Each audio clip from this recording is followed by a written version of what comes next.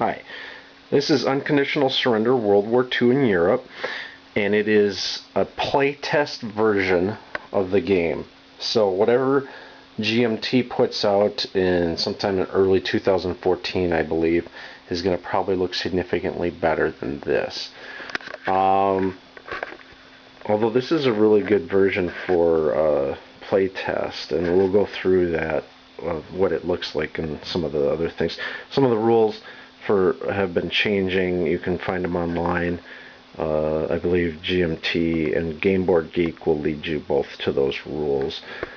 Excuse me, I am suffering a little bit from some hay fever, actually quite a bit, so if I cough and wheeze from time to time, forgive me.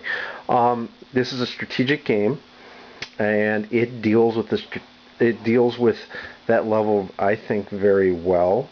It doesn't bog you down on details. Sometimes the details I really like for instance, in the Navy, I like being from Minnesota and being kind of a Navy freak. Anyway, I like the USS St. Paul and the USS Duluth and the USS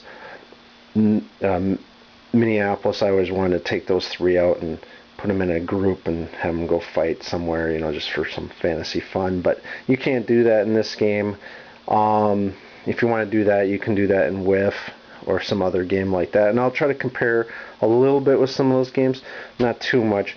The reason you can't do that in this game is this game really tries to stay away from being fiddly and bogging you down in just hundreds, if not thousands, of counters that you don't know what's going on. And I mean, really, seriously, do you really need to be moving light cruisers at the strategic level? And the answer is no. That's something more for lower echelon commanders. And really, what you're doing here is you're the high command, as it were, and that's at the level you're at. I'm going to go through a bunch of different things, concepts. First, I'm going to talk about maps. I used to be a cartographer, and then I went back to school and finished up my teaching degree, and I became a history, geography, and economics teacher. And so I kind of tend to be pretty particular on the maps, and I have a tendency to be kind of harsh. Most maps that I witness in war games make me cringe. I don't like area maps. For instance, like France is broken into 3 areas and Italy's broken into 4 areas, or whatever. I don't like those. I don't like the busy maps. I'm not a big fan of point-to-point maps. Hex maps are problematic too because of the way the terrain works. You get some funny shapes. So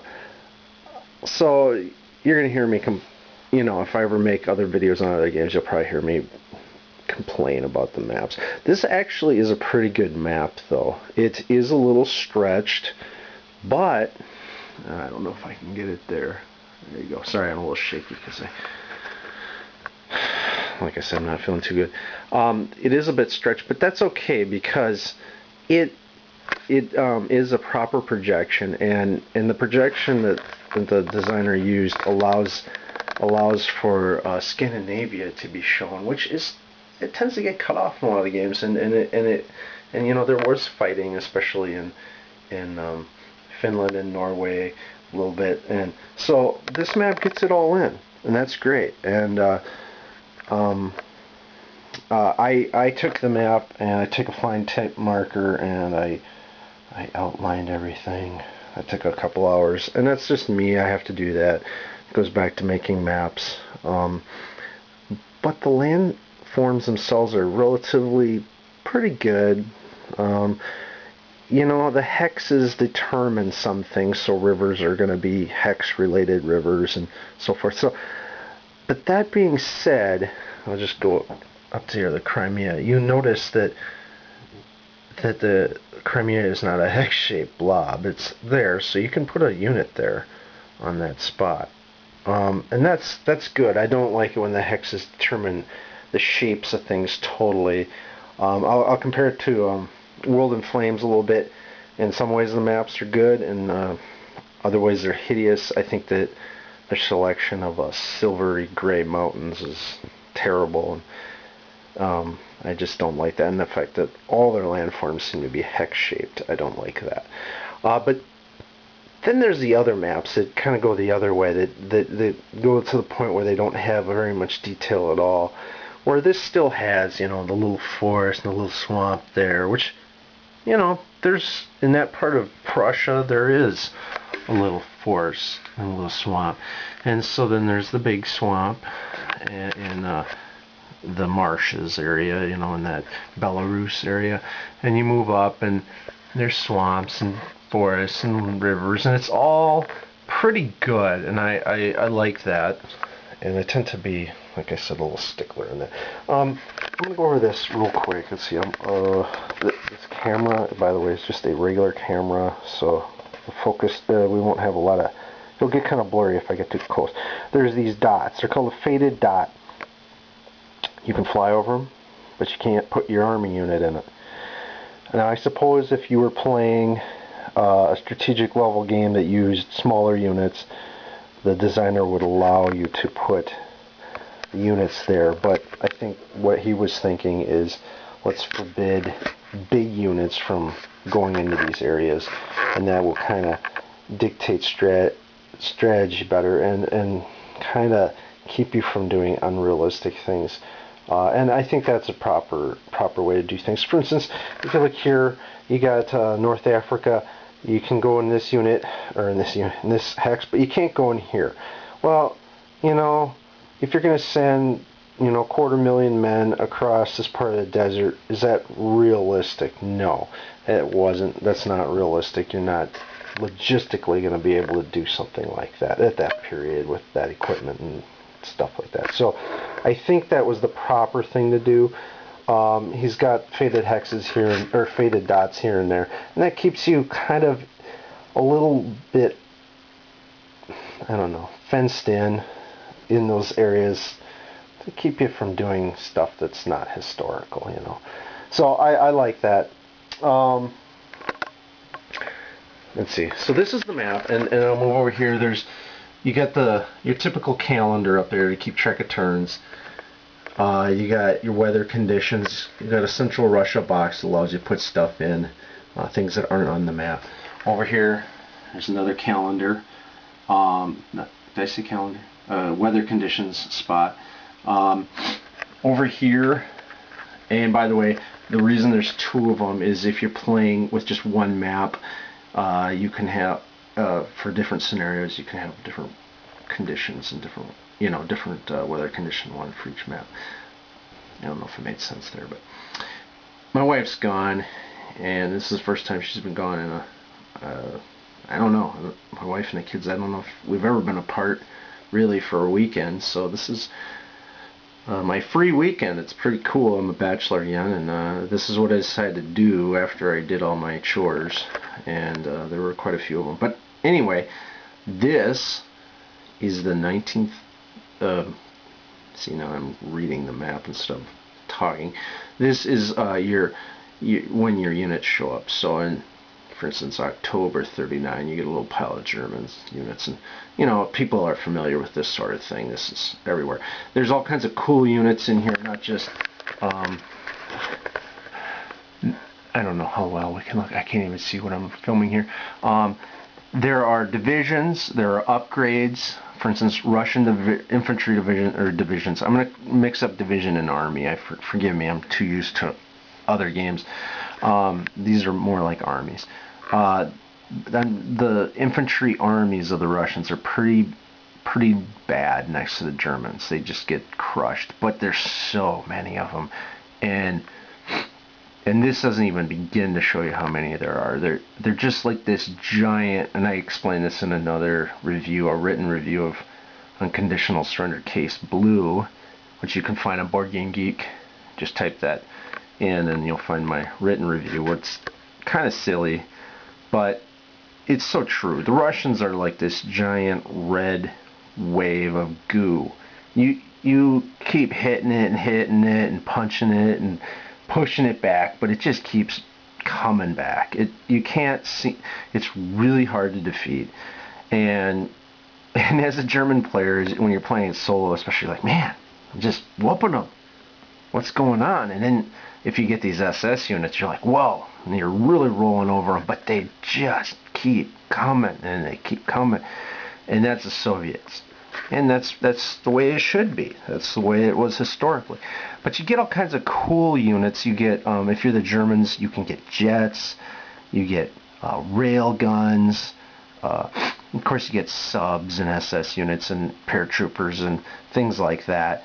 And with the Americans and British, you get Ultra, and you get I'm trying to think of it. Of course, you get the paratroopers, but you also get, like, what is it called? It's like partisans. Yeah, that's it. Partisans. The Russians, of course. Soviets get partisans, and you get and you get some units that they're chits that represent free forces, that escape Norwegians and Poles and Czechs and so forth. They kind of, and I'll explain how that they come into it later. So anyway, that's that. And here in this map, by the way, I set up all the units for all the countries, and that's not the way it would normally be. And this is set up for the full-blown scenario 39 through 45, theoretically. And the game actually comes with, I should have counted this beforehand, but let's look. And I'll just let you look at the map and try to hold it nice and steady. It comes with Poland scenario, Scandinavia, France, Balkans, Mediterranean, North African scenario, France, 1944 scenario, Soviet 41, Soviet 41 to 44, and Soviet versus Western 45 to 46. Then it's got the main event, the 39 to 40 question mark, 41 to 45, 42 to 45, 43 to 45, 44 to 45, and Germany 45. So it's got a lot of scenarios, and the game is really set up in a way that I think is very customizable, and I could see easily people coming up with their own scenarios pretty quickly, and you could have several. You could have a North African scenario, and you could have some ridiculously small ones like I did, Invasion of Crete scenario. Yeah, that lasted like 15 minutes, if that. But you can do that sort of stuff. And by the way, I've never played the whole game 39 to 45. I'm going to try that, and I'll try posting stuff as I do it. And I had intended on doing it tonight, but what happened was I shot a bunch of videos, and I said, man, they're not that good. Not that this one is going to be that much better, but they weren't that good. And then I sat down and I ate a bunch of food that was bad for me, and then I watched Downfall. That got me in the mood. I got real depressed, even though the Germans lose, so I should be happy about that. And then I just said, well, alright, I'll give it another whack. And this time I'll try to be a little more coherent and organized. One concept, let's look over here. Ooh, dropping stuff. Oh, sorry about that. A little bit of Enrico action there, and everybody knows that reviewer Enrico, his camera tends to be like this a lot. He's a lot better than he was, and I really enjoy his stuff, so I shouldn't rip on him too much. This is some extra chits. This is a sheet. What you get a Soviet one, a Western one, and a German one, and I'm assuming the game will have that. Or you can do a combined one, like I'm not sure. I'm doing.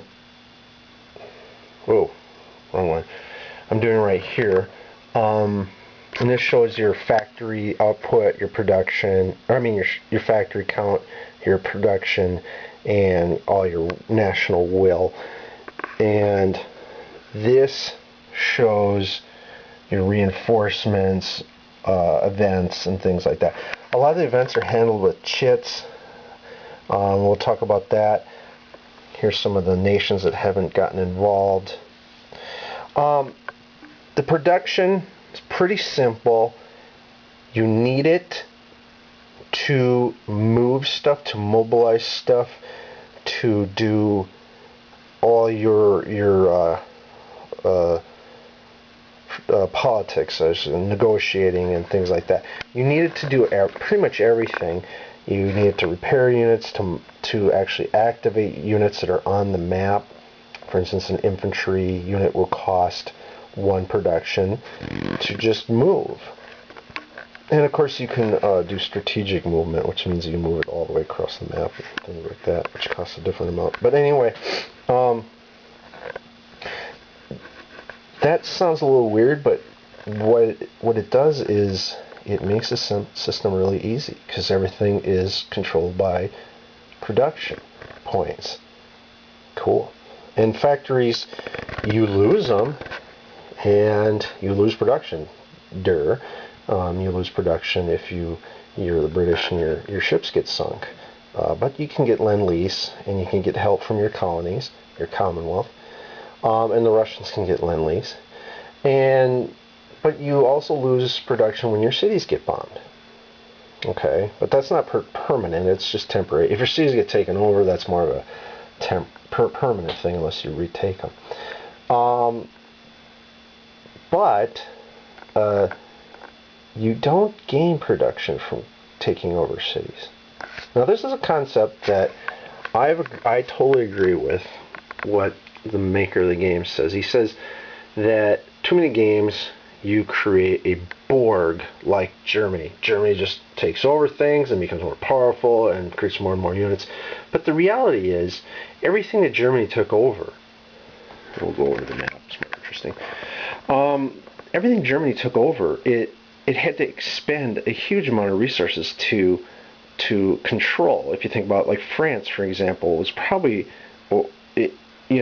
it takes over, it gets all these factories and coal fields and different things, but it has to occupy it with troops and all that. And so it's like, yeah, well, you're expending all this effort to hold it. So that makes, Norway or Yugoslavia, should I invade Yugoslavia? But I'm going to have, what does it gain me? So I think that's a good way of looking at it. It also makes it simple. Again, that Borg mentality. Also, going on to national will. You lose national will when you lose a unit. Not when you're attacking, but only when you're defending. So it kind of encourages you to attack and not be a slug. There's so many games where you just kind of turtle in and sit there and take it. I'm not going to attack. Well, this is not going to allow you to do that so much. You want to attack, and of course, if you don't have the production, you're not going to be able to do as much.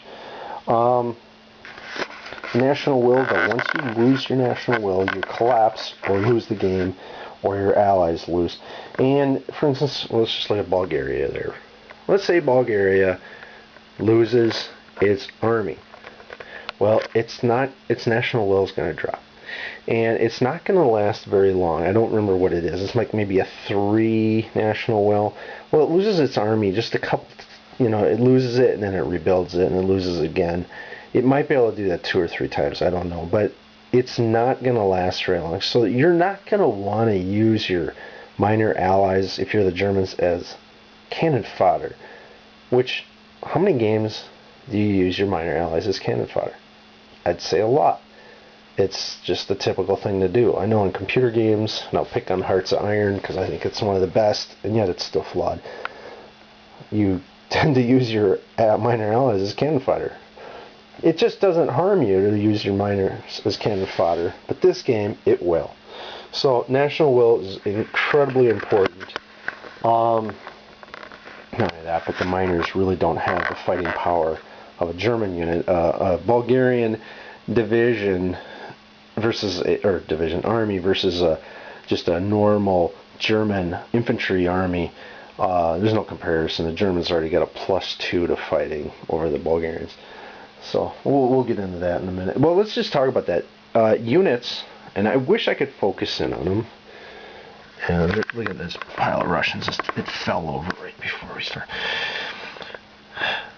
The units have no numbers on them other than an identification number. Most games have attack numbers, defense numbers, move numbers. This game doesn't have that. What it does is infantry units move, they call them leg units. Leg units will move 8 spaces, and in that 8 they can attack and do other things. Armored units can move 10. So there's not a huge amount of difference, but believe it or not, that extra 2, I think, makes all the difference. It makes them much better. And so you're going to think, well, why should I take an armor unit over an infantry? Well, on the chart, you'll find out, and by the way, I haven't shown you the big super player aid. Ta-da! Ta-da! The thing that made me go, oh, I can't figure this game out. The player aid, for instance, if you're a German unit, you get a +2. If you're French, United Kingdom, or USA unit, you get +1. And I gotta say, hey, seriously? But whatever. Guard units, you get +1. Paratroopers, +1. Shock units, +1. And SS, +1. So if you're a German unit and you're an SS, that's +3 already. Alright? But if you're a German unit and an SS unit and you're a tank unit and you're attacking, you get another +2. So that's if the weather's fair. So that's 2, 3, 4, 5. If the weather's poor, it's just 2, 3, 4. It's only +1. So you get a huge amount of pluses. Russian units don't get any pluses unless they're obviously guard units or tank units that are attacking or whatnot. Now, landforms do affect things. So, you know, canals and rivers and mountains and stuff like that, they do tend to affect stuff. And weather is a big factor, and that first Russian winter is it's a bear. You know, pardon my pun. It's bad for the Germans, that is. So I'll go into combat a little bit later, but I'm going to move over here and look at my notes. So I just kind of touched on weather. I touched on economics and strategic warfare a little bit, and you know, the special units kind of make it fun. And I can see where there could be people could expand on their own with the special units, or maybe the author of the game will add some. And he even admits that there's a certain point where you got to cut something off. You get too involved in making the game and adding too much chrome, it just starts to fall apart and it just gets bogged down. And I think that happens to a lot of games. But you know, you get some fun little event tiles and things. I mentioned you got to pay to move, and there are conditional events that happen in a game. Sorry, I'm not paying attention to what I'm doing here. There are conditional events that will activate units. I'm not 100% sure in this new rule that just popped up, or I saw an update where as so many turns in, the Soviets are going to get an automatic influx of troops, and that was to help with bonus, with play balance. That's a real new one. I looked that up, but that gives you an idea that I believe it's like 4 infantry armored or something. And yeah, great. That's more goo ball to fight. But I've never fought the whole Russian campaign. I've only fought chunks of it. There are conditional things like when you take over France, you get, as the Germans, you get a bunch of garrison units to help secure France from invasion. The French get some conditional units when they lose.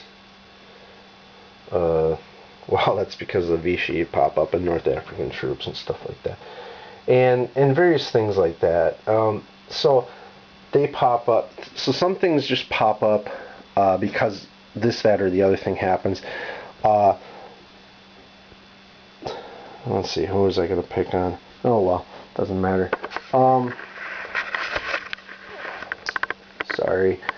I'll just babble as I look at my notes. I think I'm covering most everything I wanted to do in this intro video. I'll try to do a wrap-up when I'm all done.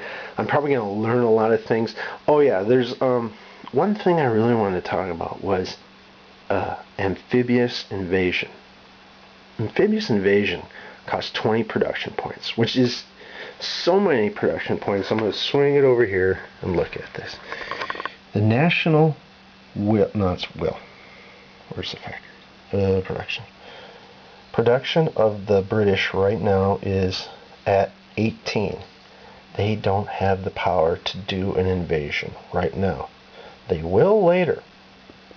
They'll gain some from other sources, but they won't. They do not right now. So obviously, when the Americans show up, they'll have lots. They'll have more production, but they don't now. And what's interesting about you first of all, you need the marker, event marker that will appear. Try to move it slowly so you don't get sick. Over on here, and they look like lightning bolts. They call them surprise attacks. And surprise attacks also, I think, covers amphibious assaults. And amphibious assaults cost, I believe, they cost 20, which is crazy amount. But if you think about it, D-Day, Anzio, Husky, Cobra, expensive. Big undertakings. These aren't like the Pacific battles, which were pretty amazing in their own right, but were pretty small affairs compared to Europe. And that's why, when you see these games that cover both Europe and the Pacific, they're totally different scales. And I don't know if you try to make them at the same scale, that's where things get out of control sometimes. But anyway, what you do is you look at amphibious invasion. When it costs that much, it makes you not do them very often. I think about Heart's Iron again. It's one of the main reasons I quit the game is because I got computer invading me 10-15 times a turn when I'm the Germans. They're invading me all over, Scandinavia, France, everywhere. It drives me crazy. And it didn't cost them anything, and it just, except units. It was just stupid. Let's see if this shows up. There's a tank unit. There's a ground support. Here's another tank unit. There's some artillery. There's all kinds of different things going on.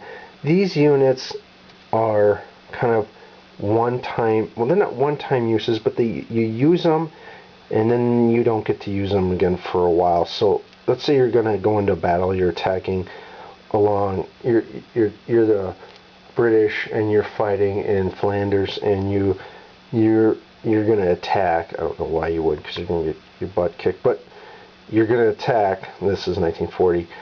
You have these tanks. You can throw this in for an extra bonus. And let's see. What you do is you get to the phase in the battle where both sides will say, well, what are you going to do? Are you going to use a unit? And both sides, the Germans put down a no, we're not going to do anything, and the British put down a yes simultaneously. So then the British at that point they're going to put those in to give them the extra bonus. This yes-no thing allows you to keep some silly stuff from going on, like one player puts down a tank unit and the other guy's like, oh yeah, well I'm going to put down my ground support unit, haha, well, that's cheesy. So this kind of prevents that. Those bonuses are nice. Let's see here.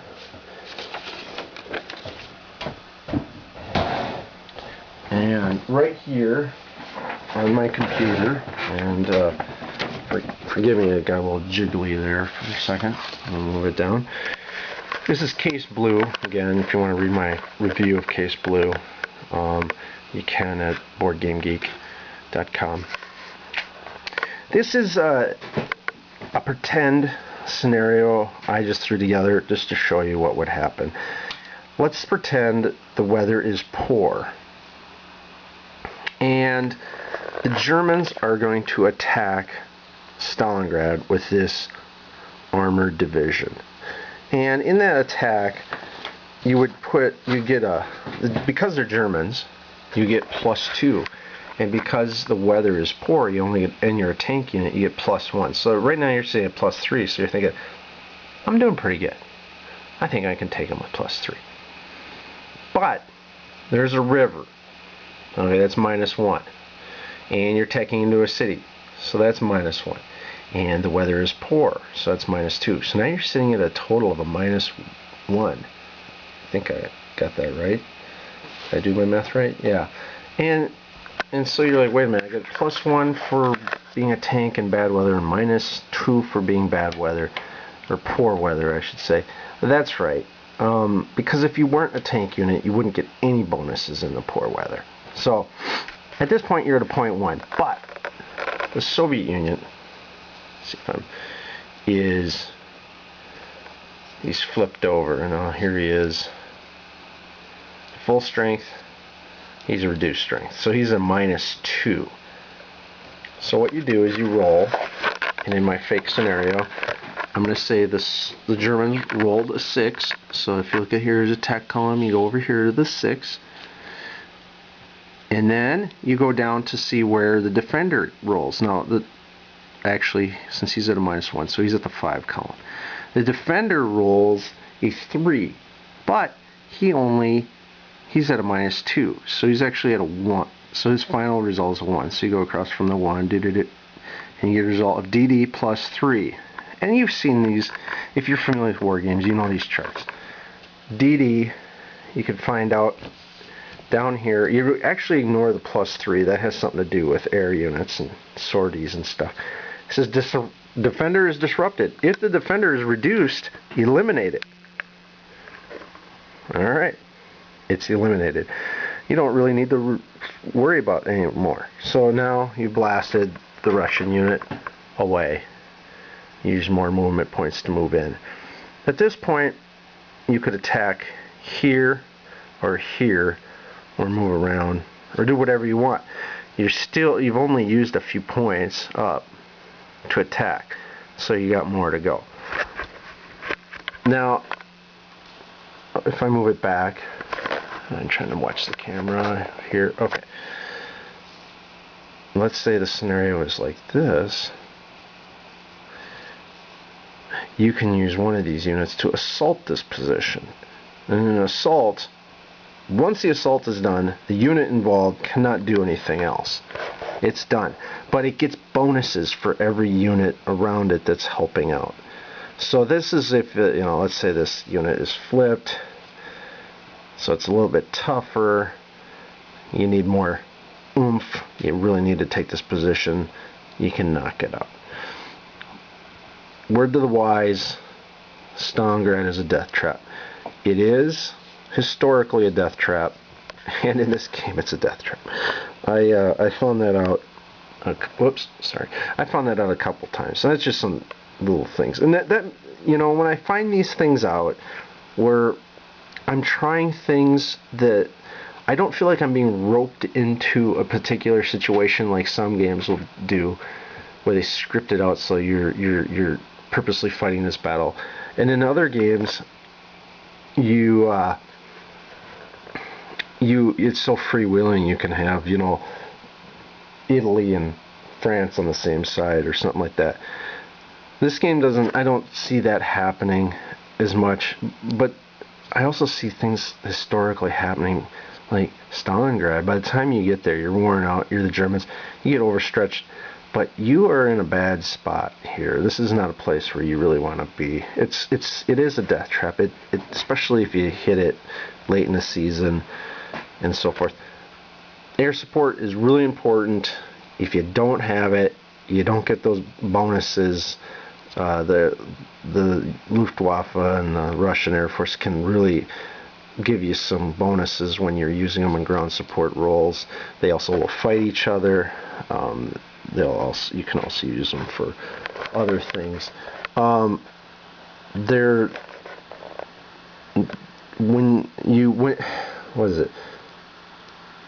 they incur sorties on them when you attack, and sometimes when you defend and you lose, and when you attack and you lose, and these sorties build up, and pretty soon your unit just sits there. You have to start buying off those. You have to use production to get rid of the sorties. And same with naval units, and I'm going to show you Navy real quick because I'm running really long. Navy, we got there are 3 primary fleets for the British. I believe there's 1 for the French, 2 for the Italians. And that's it. I know I'm skipping the Germans and the Russians. Just hang on. And the Americans, they haven't entered the game yet at this point. The unit, I think it's more abstract. They don't go away. You just, when you clobber a fleet, you just add sorties to them. And in the Italians' case, you pretty much, I'm guessing, will just beat them into the ground.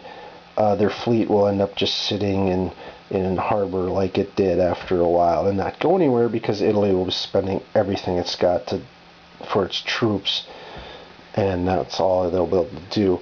The British have a carrier unit and 2 other types. The carrier units are a little more powerful. That Force H is gonna, I assume, kick the Italians' butts over time.